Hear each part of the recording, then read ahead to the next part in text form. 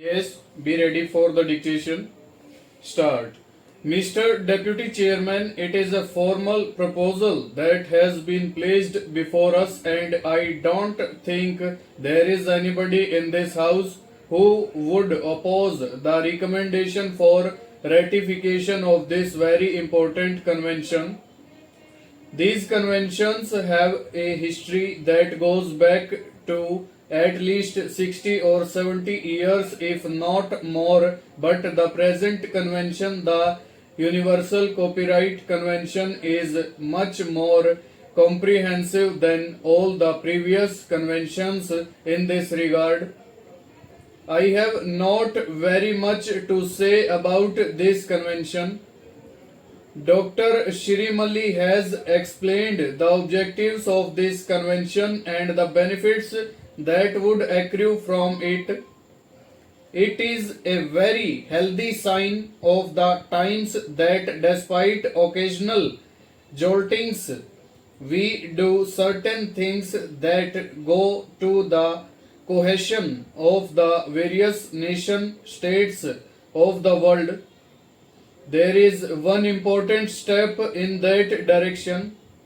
Especially in matters of culture, we are trying to get nearer to each other and bring ourselves under obligations that are common and reciprocal. I have only one or two words to offer by way of comments.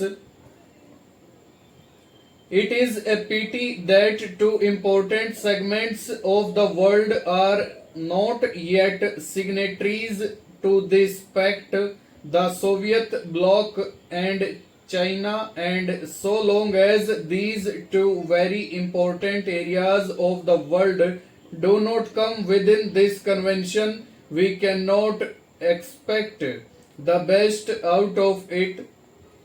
The importance of this convention is all the more so because India will very shortly be participating in one of the major projects initiated by the UNESCO, the project of East-West Cultural Exchange Relations, a proposal that was accepted at the last General Conference of the UNESCO held at New Delhi.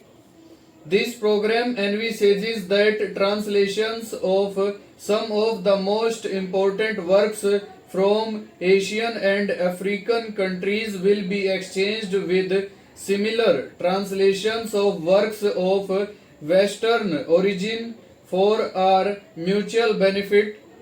We are going to participate in that major project, and the convention will be a very useful safeguard in that respect.